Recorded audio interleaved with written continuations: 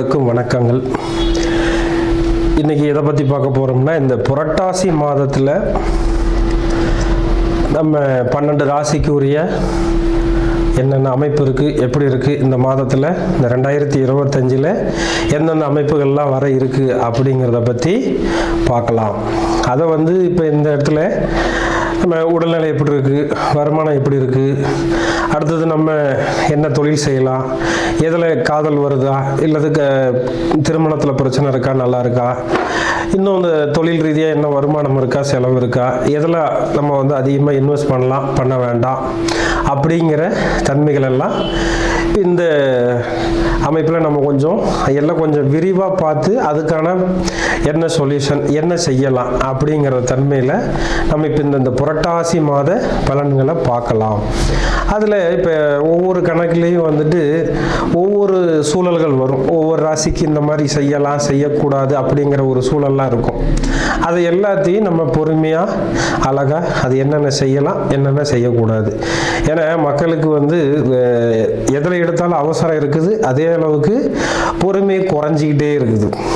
அப்போ அந்த பொறுமையாக என்ன சொல்ல வரோம், அதில் இருக்கிற ப்ளஸ் ஆர் மைனஸ் என்ன, அதை தெரிஞ்சு அதை அனுபவப்படுத்தி அதை நீங்கள் உங்கள் லைஃப்பில் பொருத்தி அதை நல்ல ஒரு ஆழ்ந்த சிந்தனையோடு எடுத்துகிட்டு போய் அதை நீங்கள் சரியாக பயன்படுத்திக்கிறீங்கன்னா இந்த ராசி பலன் அந்த விஷயம் இருக்கு இல்லையா, அது மாத ராசி பலன். அப்போ இந்த மாதத்தில் நீங்கள் எதை செஞ்சால் சௌரியமாக இருக்கலாம், எதை செஞ்சால் கொஞ்சம் டிஸ்டர்ப் ஆகும் அப்படிங்கிறத பற்றி இப்போ நம்ம பார்க்கலாம். இந்த புரட்டாசி மாதத்தில் இப்போ 2025 மேச ராசியை பற்றின என்ன அமைப்பு இருக்குது, என்ன இந்த மேச ராசிக்கு என்னென்ன சூழல்கள்லாம் ப்ளஸ் ஆர் மைனஸ், அதை சரியாக பயன்படுத்திக்கிறது எப்படி அப்படிங்கிறத பற்றி இப்போ நம்ம பார்க்கலாம். இந்த ஒரு விஷயத்தை சொல்லிடுறேன் ஃபஸ்ட்டு. அதாவது புரட்டாசி மாதத்தில் இப்போ இந்த மேச ராசி அப்படின்னு பார்த்தீங்கன்னா பொதுவாக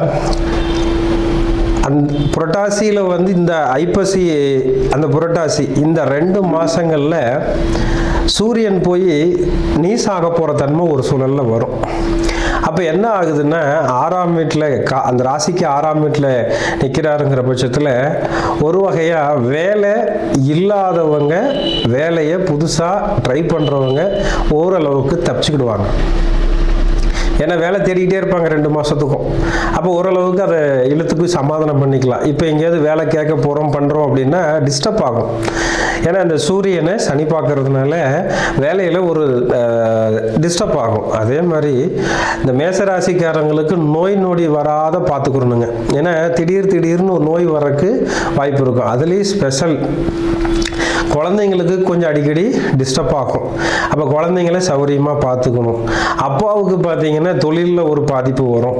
அடுத்தது மனைவிக்கு நிறைய செலவு பண்ணுற மாதிரி இருக்கும். இப்போ மேரேஜ் ஆயிடுச்சு அப்படின்னு சொன்னாக்கா அவங்களுக்கு மனைவிக்கு ஒரு சின்ன கால் வலி வர்றது, மனைவிக்கு சின்ன பிரச்சனைகள் வர்றது, அவங்களோட கொஞ்சம் வாக்குவாதம் பண்ணுறதெல்லாம் இருக்கும். மனைவிக்கு பொதுவாகவே ஹாஸ்பிட்டல் போய் வரக்கூடிய தன்மை வந்துடும். அப்போ இதிலெல்லாம் கொஞ்சம் கவனமாக இருந்துக்கணும். பொதுவாகவே கடன் வாங்கக்கூடாதுங்க. இந்த ஒரு மாதத்தில் கடன் வாங்கின அது ரொம்ப நாளைக்கு நீடிக்கும் அல்லது நிறைய வட்டி கட்டணும், அந்த அமைப்பை கொஞ்சம் அதிகமாக இது கொடுக்கும். அப்போ அதில் கொஞ்சம் கவனமாக இருந்துக்கிட்டா போதுமானது.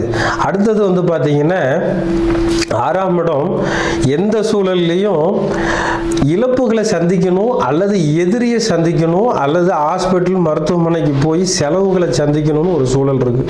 அப்போ அதில் ரொம்ப கவனமாக இருந்துக்கணும். அது நீங்கள் எந்த அளவுக்கு அதில் ஸ்டார்டிங் இப்போ ஒரு நோய் வருதுன்னா ஸ்டார்டிங்லேயே பார்த்து வச்சுக்கணும். இப்போ இந்த மாதம் புரட்டாசி மாதம் சூரியன் அங்கே இருக்காருன்னா ஹீட் சம்மந்தப்பட்ட நோய் வரும். அதாவது உடம்புல காய்ச்சல், தலைவலி, அதே மாதிரி எலும்பு சம்மந்தப்பட்டது, இந்த மாதிரி காய்ச்சல் சம்பந்தது, அதாவது முடிஞ்ச அளவுக்கு பார்த்தீங்கன்னா இந்த நெருப்பு சம்பந்தப்பட்ட நோய் வர்றதுக்கு அதிகமாக வாய்ப்பு இருக்கும். அப்போ அதில் கொஞ்சம் கவனமாக நீங்கள் பார்த்து சரி பண்ணிக்கிறது ரொம்ப நல்லது.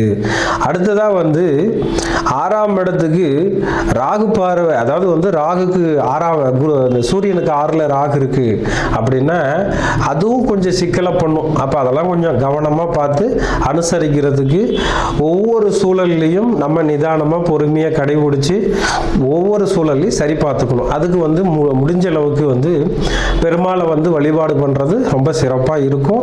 அது வந்து சனிக்கிழமை நாளில் சூரிய ஓரையில் நீங்கள் வந்து சிவபெருமானையோ அல்லது பெருமாளையோ வழிபாடு பண்ணுறது நல்லது. 2 பேர் இருக்கிற கோயில், அதாவது சிவனும் விஷ்ணுவும் இருக்கிற கோயிலில் போய் வழிபாடு பண்ணுறது ரொம்ப சிறப்பாக இருக்குங்க.